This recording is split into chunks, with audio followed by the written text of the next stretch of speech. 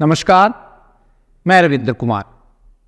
आज हम बात करेंगे 13 अप्रैल 1919 में हुई उस घटना की जो अमृतसर के जलियांवाला बाग में घटित हुई। यह इतिहास की ऐसी घटना थी जिसने उस समय हर किसी के दिल को दहला दिया था। इस घटना के लिए ब्रिटिश शासन को कभी भी माफ नहीं किया जा सकता है।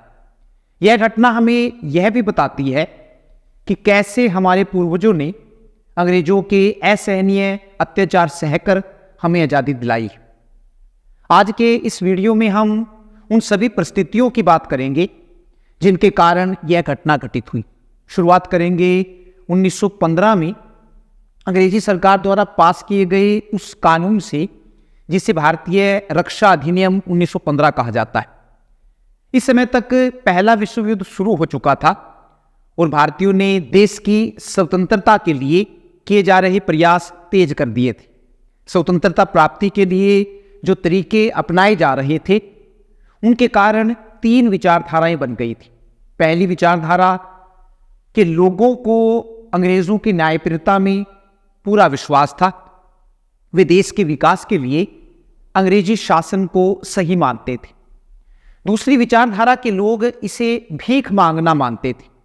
उनका कहना था कि देश हमारा है, हम इसे अपने तरीके से चलाएंगे। अंग्रेज कौन होते हैं हमारे ऊपर राज करने वाले, इसलिए अंग्रेजों को हमारे देश से जाना ही होगा। तीसरी विचारधारा गांधी जी की अहिंसावादी नीति पर आधारित थी। अंग्रेजों के लिए सबसे बड़ी चुनौती क्रांतिकारी थी, इसलिए इन क्रांतिकारियों से निपटने के लिए ही 1915 का भारतीय रक्षा अधिनियम बनाया गया था। इसके अंतर्गत क्रांतिकारी अपराधियों पर मुकदमा चलाने के लिए एक मजबूत न्यायिक व्यवस्था स्थापित की गई थी जिसमें अपील नहीं हो सकती थी। ऐसे व्यक्तियों को लंबे समय तक जेल में बंद करके रखा जा सकता था। लेकिन 1918 आते आते यह कानून स्वतंत्रता आंदोलन को कंट्रोल करने में असफल सिद्ध होने लगा। क्रांतिकारियों ने अंग्रेजों की नाक में दम करना शुरू कर दिया। इसलिए भारत में बढ़ते स्वतंत्रता आंदोलन को कंट्रोल करने के लिए भारत के वायसराय लॉर्ड चैम्सफोर्ड की सिफारिश पर इंग्लैंड के हाई कोर्ट के जज sir Sidney Arthur Taylor Rowlatt, दोबारा फिर मैं नाम लूंगा, इंग्लैंड के हाई कोर्ट के जज sir Sidney Arthur Taylor Rowlatt की अध्यक्षता में 1917 में एक कमेटी का गठन किया गया। इस कमेटी के अध्यक्ष के नाम पर ही इसका नाम रॉलेट समिति रखा गया। इस समिति ने कई महीने तक भारत में हो रहे स्वतंत्रता आंदोलन की गतिविधियों का अध्ययन किया और 1918 में अपनी रिपोर्ट पेश की। इस समिति की रिपोर्ट पर फरवरी 1919 में ब्रिटेन की संसद में 2 बिल पेश किए गए। इनमें से पहला बिल तो भारी विरोध के कारण रद्द हो गया, लेकिन दूसरा बिल पास कर दिया गया। इसे अराजक और क्रांतिकारी अपराध अधिनियम 1919 कहा जाता है। अराजक और क्रांतिकारी अपराध अधिनियम 1919 कहा जाता है। भारत के लोग इसे रॉलेट एक्ट या रॉलेट बिल कहते थे। इस बिल में अराजक तत्वों से निपटने के लिए सरकार को कई शक्तियां दी गई थी। जैसे सरकार बिना वारंट के किसी भी भारतीय की तलाशी ले सकती थी या उसको गिरफ्तार कर सकती थी। सरकार बिना मुकदमा चलाए किसी भी भारतीय को 2 साल तक जेल में बंद करके रख सकती थी। इस कानून के तहत अपराधी को उन सबूतों को देखने का भी अधिकार नहीं है या नहीं था जिसके तहत उसे दोषी ठहराया गया था। और इस कानून के तहत दर्ज मुकदमे में फैसला आने के बाद किसी भी व्यक्ति को हाई कोर्ट में अपील करने का अधिकार नहीं था। इसी कानून के तहत सजा मिले व्यक्ति को किसी भी राजनीतिक और धार्मिक कार्यक्रम में भाग लेने का भी अधिकार नहीं था। इस कानून के तहत सरकार किसी भी भारतीय को अपनी इच्छा अनुसार जितनी चाहे सजा दे सकती थी, यहाँ तक कि देश से बाहर भी निकाल सकती थी। तो यह एक ऐसा कानून था जो भारतीयों की स्वतंत्रता को छीनता था। इसलिए भारत के लोगों ने इसे काला कानून कहा और इस बिल का घोर विरोध किया। पंडित मोतीलाल नेहरू ने कहा था इस कानून ने अपील, वकील और दलील की व्यवस्था का अंत कर दिया है। गांधी जी अब तक काफी लोकप्रिय बन चुके थे। उन्होंने इस बिल का विरोध करने के लिए पूरे देश में आंदोलन चलाने का आह्वान किया। आंदोलन चलाने से पहले उन्होंने वायसराय को एक पत्र लिखा, जिसमें उन्होंने लिखा कि सरकार की अड़ियल नीति के कारण मुझे सत्याग्रह का रास्ता अपनाना पड़ेगा, इसके अलावा मेरे पास और कोई रास्ता नहीं। 24 फरवरी 1919 को अहमदाबाद से अंग्रेजी सरकार के खिलाफ सत्याग्रह का आह्वान किया गया। इतने भारी विरोध के बावजूद भी 18 मार्च 1919 को भारत की अंग्रेजी सरकार ने इंपीरियल लेजिस्लेटिव काउंसिल में इस बिल को पास कर दिया। इस कानून के पास हो जाने के बाद देश भर में इसकी कड़ी आलोचना हुई। गांधी जी ने अंग्रेजों से इस कानून को वापस लेने की मांग की, लेकिन अंग्रेजी सरकार टस से मस होने को तैयार रही थी। इसलिए देश के नेताओं ने 30 मार्च 1919 को आम हड़ताल करने का निर्णय लिया। बाद में यह तारीख बदलकर 6 अप्रैल 1919 कर दी गई। गांधी जी ने लोगों से अपील की कि वे कामकाज बंद कर दें और इस काले कानून के विरोध में जनसभाएं करी। गांधी जी ने तो शांतिपूर्ण तरीके से इस काले कानून का विरोध करने की अपील की थी, लेकिन जल्दी ही यह आंदोलन हिंसा में बदल गया। दिल्ली, अहमदाबाद, बंबई, लाहौर में इस काले कानून का लोगों ने जबरदस्त विरोध किया। इन शहरों में हिंसात्मक घटनाएं भी देखने को मिली। 30 मार्च 1919 को दिल्ली में हड़ताल कर रहे लोगों पर पुलिस ने गोलियां चला दी, जिसमें कई लोग मारे गए और कई जख्मी भी हुए। अगले दिन 31 मार्च 1919 को दिल्ली में बड़ी संख्या में लोगों ने जुलूस निकाला, जिसमें उन मृतकों को भी लिया गया जो पुलिस की गोलियों का शिकार हुए थे। दिल्ली की घटनाएं पंजाब के लोगों की भावनाओं को भड़काने वाली साबित हुई। पंजाब में रोल्ट एक्ट का या रोल्ट बिल का सबसे ज्यादा विरोध हुआ। विरोध का एक कारण बड़े पैमाने पर फैली कई झूठी अफवाहें भी थी।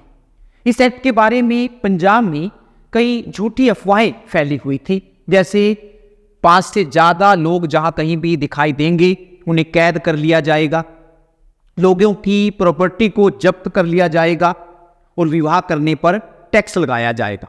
अतः लोगों को इस कानून की जानकारी न होने के कारण, या यूं कहे कि लोगों को इस कानून की सही जानकारी न होने के कारण उन्होंने इसका मतलब गलत निकालना शुरू कर दिया।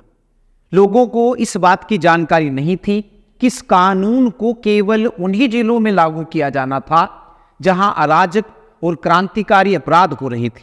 1919 में माइकल ओ डायर, स्पेलिंग में एक बार आपको बताना चाहूंगा, MICHAEL, Michael O'Dwyer, DWYER। 1919 में माइकल ओ डायर पंजाब के लेफ्टिनेंट गवर्नर थे, जबकि एडवर्ड हैरी डायर, इसकी भी स्पेलिंग ए अलग है, Edward EDWARD HARRY, Harry Dyer DYIER, अर्थात जिसको हम जनरल डायर कहते। तो जनरल डायर अमृतसर में नियुक्त सेना अधिकारी थे, जिन्हें अमृतसर में शांति और व्यवस्था बनाए रखने की जिम्मेदारी सौंपी गई थी।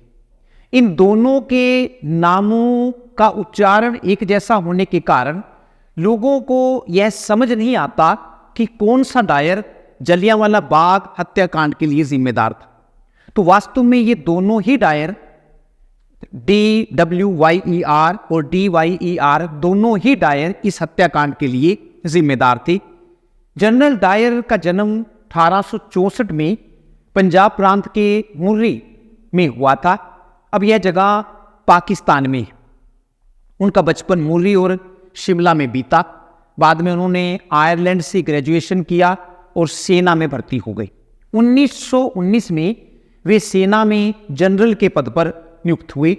जलियांवाला बाग हत्याकांड में चारों तरफ से आलोचना होने के कारण उन्हें 1920 में सेना से हटाकर वापस इंग्लैंड भेज दिया गया और लगातार अस्वस्थ रहने के कारण इंग्लैंड में ही 23 जुलाई 1927 को उनकी मृत्यु हो गई। माइकल ओडायर का जन्म 28 अप्रैल 1864 को आयरलैंड में हुआ था। अपने माँ बाप के 14 बेटों में से वे छठे नंबर के बेटे थे। 1882 में उन्होंने भारतीय सिविल सेवा की परीक्षा पास की। 2 साल की ट्रेनिंग के बाद 1884 में उन्होंने अंतिम परीक्षा पास की और चौथा स्थान प्राप्त किया। उस समय भारतीय सिविल सेवा परीक्षा सबसे उच्च स्तर की प्रतियोगिता परीक्षा की मानी जाती थी। 1885 में उन्हें पंजाब के शाहपुर में तैनात किया गया। मई 1913 में उन्हें पंजाब का लेफ्टिनेंट गवर्नर नियुक्त किया गया। जलियांवाला बाग नरसंहार की घटना के बाद ओडायर पंजाब के गवर्नर पद से मुक्त होकर वापस इंग्लैंड चले गए। 13 मार्च 1940 को जब वे लंदन के कैक्सटन हॉल में आयोजित एक विचार गोष्ठी में भाषण दे रहे थे तो उधम सिंह नाम के एक व्यक्ति ने अपनी पिस्तौल का निशाना साधकर उन पर 2 फायर किए, जिससे ओडायर वही धराशायी होकर नीचे गिर गए। उधम सिंह वही बालक था जिसने जलियांवाला बाग की घटना को अपनी आंखों से देखा था और डायर को मारने की कसम खाई थी। लेकिन जनरल डायर तो मर चुका था, अब तो ओ डायर ही बचा था। उधम सिंह ने स्वयं बताया था कि जलियांवाला बाग का हत्याकांड मैंने अपनी आंखों से देखा था और उसी दिन से अंग्रेजी राज और ये दोनों व्यक्ति मेरे लिए नफरत के पात्र बन चुके थे। माइकल ओडायर का क्रूर शासन, भयानक अत्याचार मेरी यादों में कभी नहीं निकल सके। उसी दिन मैंने कसम खाई थी कि मैं इस खून का बदला लूंगा और मुझे खुशी है कि मैं अपने प्राणों की बाजी लगाकर आज 21 साल बाद उस हत्याकांड का बदला ले रहा हूं और इस प्रकार अपनी मातृभूमि के चरणों में अपने प्राणों की तुच्छ भेंट पेश कर रहा हूं। 12 जून 1940 को उधम सिंह को फांसी की सजा सुनाई गई और 31 जुलाई 1940 को उन्हें फांसी दे दी गई। उनकी आखिरी इच्छा थी कि उनकी अस्थियों को भारत में भेजा जाए, लेकिन अंग्रेजी सरकार ने ऐसा नहीं किया। बाद में काफी प्रयत्नों के बाद 1975 में उनकी अस्थियों को भारत लाया जा सका। इस पूरे विवरण से स्पष्ट हो गया होगा कि उधम सिंह ने जिस व्यक्ति की हत्या की थी वह जनरल डायर नहीं था, बल्कि माइकल ओडायर था, जो 1919 में पंजाब के लेफ्टिनेंट गवर्नर थे। जनरल डायर की तो 1927 में ही मौत हो चुकी थी। अब वापस आते हैं जलियांवाला बाग हत्याकांड पर। जैसा कि पहले बताया जा चुका है कि रोल्ट एक्ट का विरोध करने के लिए 6 अप्रैल का दिन निश्चित किया गया था। अमृतसर में इस हड़ताल का नेतृत्व डॉक्टर सत्यपाल और डॉक्टर सैफुद्दीन किचलू कर रहे थे। डायर ने डॉक्टर किचलू पर पाबंदी लगा दी कि वे किसी भी सभा में भाषण न दें और न ही हड़ताल करें। 5 अप्रैल को अमृतसर के डिप्टी कमिश्नर ने अंग्रेजों के पक्षधर लोगों को बुलाकर अपील की कि वे 6 अप्रैल की हड़ताल न होने दें। जब कांग्रेस के कार्यकर्ताओं को इस बात का पता चला तो वे क्रोधित हो गए और उन्होंने फैसला किया कि हड़ताल तो होकर रहेगी। 6 अप्रैल 1919 को जमकर हड़ताल हुई। जलियांवाला बाग में इस हड़ताल में 500 लोग शामिल हुए। इसमें ब्रिटिश सरकार के सामने 3 प्रस्ताव रखे गए। पहला, रोल्ट एक्ट को वापस लिया जाए, डॉक्टर किचलू पर लगी पाबंदी हटाई जाए और सत्याग्रह समिति स्थापित की जाए। 6 अप्रैल की हड़ताल शांतिपूर्ण रही, लेकिन इसके बाद स्थिति बिगड़ने लगी। 8 अप्रैल को अमृतसर के डिप्टी कमिश्नर ने ओडायर को एक पत्र लिखा जिसकी लाइनें इस प्रकार थी: हमें अपना अधिकार जमाने के लिए आज नहीं तो कल कोई ना कोई कार्यवाही करनी ही होगी। हमें हड़ताल और जुलूसों पर रोक लगाने के लिए फौज को बुलाना ही होगा। हमें लोगों को यह भी स्पष्ट कर देना होगा कि अमृतसर में हुकूमत किसके हाथ में। हमें ऐसा प्रबंध करना होगा कि जरूरत पड़ने पर 6 घंटे के नोटिस पर फौजी दस्ता हमारे पास पहुंच जाए। 9 अप्रैल 1919 को रामनवमी के दिन दोनों नेताओं डॉक्टर सत्यपाल और डॉक्टर सैफुद्दीन किचलू को गिरफ्तार करके हिमाचल प्रदेश के धर्मशाला में भेज दिया गया। इन दोनों नेताओं की गिरफ्तारी की सूचना पूरे शहर में आग की तरह फैल गई। इसके खिलाफ एक विशाल जुलूस निकाला गया। इस जुलूस में हिंदू, मुसलमान और सिखों ने बढ़ चढ़कर भाग लिया। चारों ओर महात्मा गांधी की जय, हिंदू मुसलमान की जय के नारे गूंजने लगे। यह जुलूस अपने नेताओं की रिहाई की मांग के लिए डिप्टी कमिश्नर के बंगले की ओर जा रहा था। जुलूस में शामिल लोग बहुत ज्यादा उत्तेजित थे। तभी अंग्रेज अफसर ने जुलूस को भंग करने का आदेश दे दिया, लेकिन लोगों ने आदेश को मानने से इनकार कर दिया और आगे बढ़ते रहे। भीड़ को रोकने के लिए पुलिस ने लोगों पर गोलियां चला दी, जिसमें कई निर्दोष लोग मारे गए। इससे सारे शहर की जनता में क्रोध पैदा हो गया। गांधी जी ने पंजाब जाने का फैसला किया, लेकिन उन्हें पलवल रेलवे स्टेशन पर रेलगाड़ी से उतार लिया गया। 10 अप्रैल को अपने नेताओं को छुड़ाने के लिए लोग हॉल बाजार में इकट्ठा होने लगे। जब भीड़ टाउन हॉल से गुजर रही थी तो कुछ पुलिस वाले भीड़ के सामने आ गए। उन्होंने भीड़ को रोकने की कोशिश की, लेकिन जब भीड़ नहीं रुकी तो उन्होंने भीड़ पर गोलियां चला दी, जिसमें कई लोग मारे गए। अपने नेताओं को न छुड़ाने की असफलता भीड़ के अंदर गुस्सा भड़काती जा रही थी। उत्तेजित भीड़ कैरिज ब्रिज की ओर लौट गई। उन्होंने लाठियां, डंडे उठा लिए। पुल के एक तरफ उत्तेजित भीड़ खड़ी थी, जबकि दूसरी तरफ डिप्टी कमिश्नर इरविंग अपने हथियारबंद फौजियों के साथ खड़ा था। भीड़ में से कुछ लोगों ने फौज पर पत्थर फेंकने शुरू कर दिए। फौज ने भी जवाब में गोलियां चलानी शुरू कर दी। इस गोलीबारी में 20 लोग मारे गए और बहुत सारे घायल हुए। लोग गुस्से से पागल हो रहे थे। लोगों ने अंग्रेजों पर भी हमले करने शुरू कर दिए। 11 और 12 अप्रैल 1919 को शहर में कोई दुकान नहीं खुली। अंग्रेज अधिकारियों के हाथ पांव फूल रहे थे, इसलिए डिप्टी कमिश्नर ने शहर का प्रबंध सेना को सौंप दिया। उसी दिन जनरल डायर ने शहर का प्रशासन अपने हाथों में ले लिया। उन्होंने अपना आतंक फैलाने के लिए गिरफ्तारियां करनी शुरू कर दी और बाजारों में फौजी मार्च निकलवाया। शहर में पानी के नलों और बिजली के कनेक्शन काट दिए गए। 12 अप्रैल को ही शहर में सभा करने और जुलूस निकालने पर रोक लगा दी गई। इसकी उचित घोषणा कर दी गई थी कि शहर में सभा करने और जुलूस निकालने पर रोक होगी, लेकिन शहर के बहुत से भागों में लोगों को इसकी जानकारी नहीं थी। 12 अप्रैल को ही शाम 4 बजे हिंदू सभा हाई स्कूल में एक मीटिंग हुई। इस मीटिंग में फैसला हुआ कि 13 अप्रैल को जलियांवाला बाग में सार्वजनिक सभा होगी, जिसमें वह पत्र पढ़कर सुनाए जाएंगे जो डॉक्टर किचलू और सत्यपाल की ओर से प्राप्त हुए थे।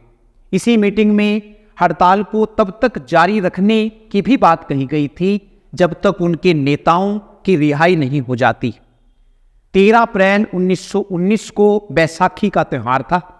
अमृतसर में यह त्यौहार खास उत्साह के साथ मनाया जाता था, क्योंकि इसी दिन 1699 में गुरु गोबिंद सिंह ने खालसा पंथ की नींव रखी थी।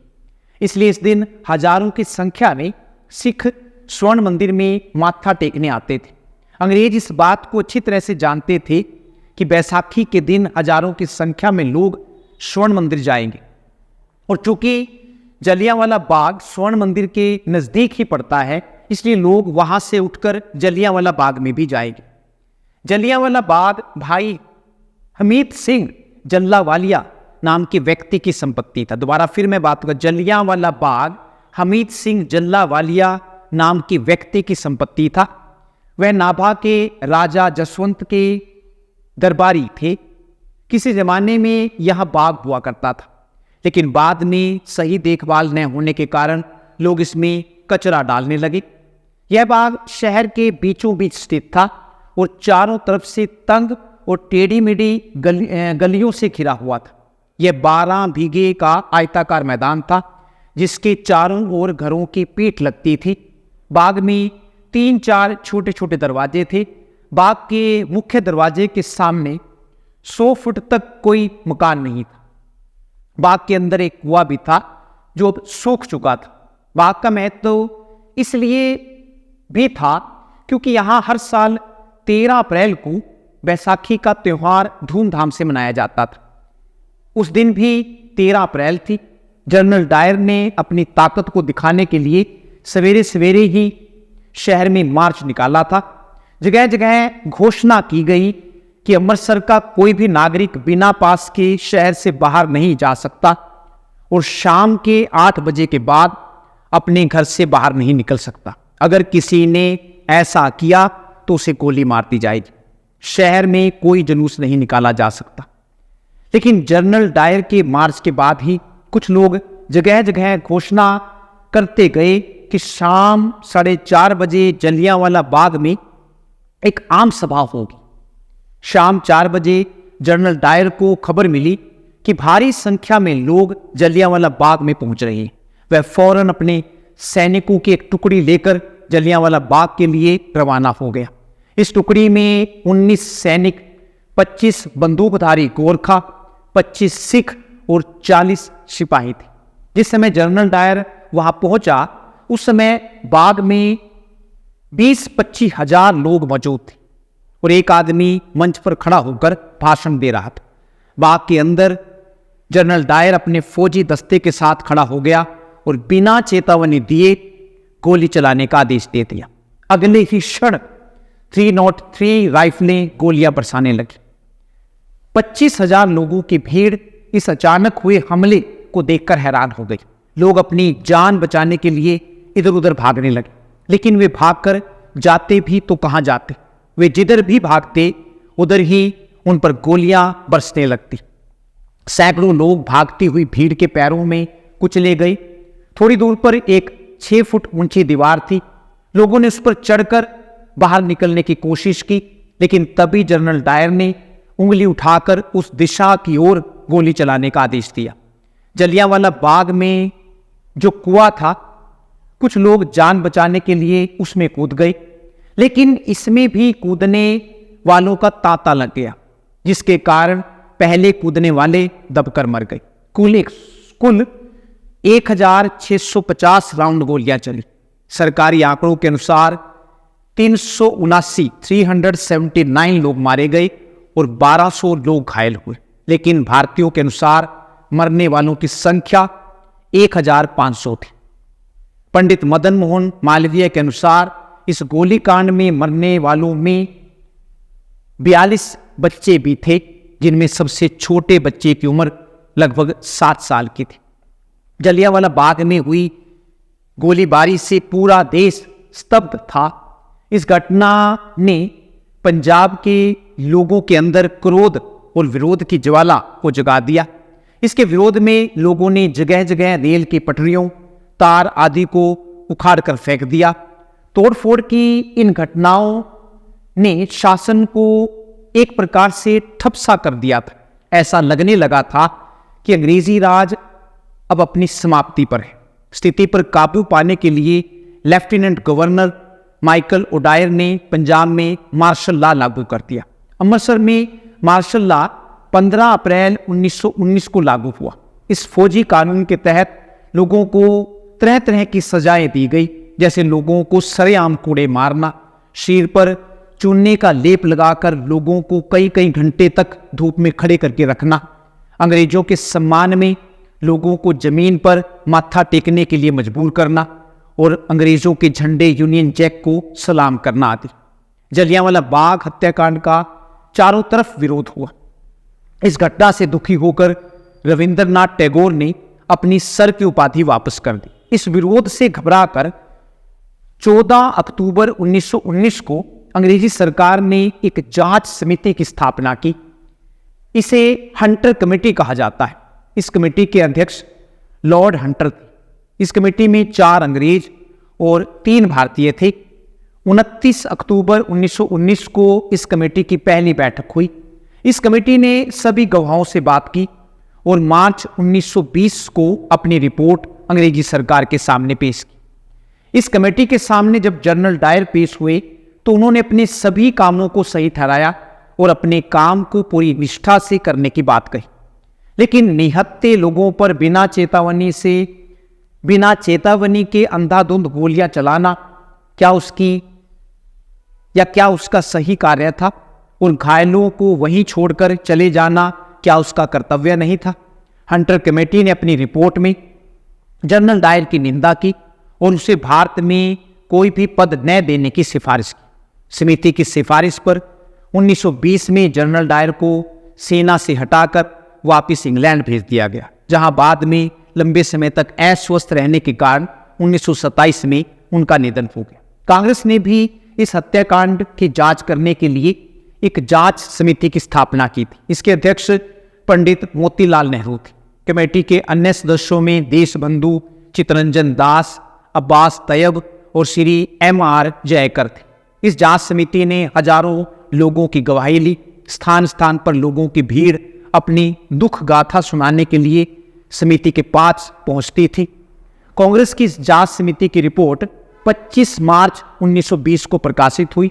समिति ने अपनी रिपोर्ट में इस हत्याकांड के लिए माइकल ओडायर को जिम्मेदार माना और उसे तुरंत उसके पद से हटाने की सिफारिश की। रोल्ट एक्ट को भी वापस लेने की बात कही गई, लेकिन ब्रिटिश सरकार ने कांग्रेस की जांच समिति की रिपोर्ट पर कोई ध्यान नहीं दिया। उल्टे उसने माइकल ओडायर को प्रशंसा पत्र दिया। 13 अप्रैल 1919 को जलियांवाला बाग में अंग्रेजों ने जो किया उसके लिए उन्हें कभी भी माफ नहीं किया जा सकता है। इस घटना को घटित हुए 100 साल से भी ज्यादा हो गए, लेकिन इतिहास में यह घटना आज भी अंग्रेजों की क्रूरता के लिए दर्ज है। आज जलियांवाला बाग राष्ट्रीय तीर्थ स्थान है। अब नए और आकर्षण ढंग से उसका पुनर्निर्माण हो गया है, लेकिन उसकी याद आज भी हमारे दिलों में मौजूद है। आज भी अमृतसर जाओ तो जलियांवाला बाग जरूर जाओ और उन शहीदों को नमन जरूर करो जो देश की आज़ादी के लिए शहीद हो गए। धन्यवाद।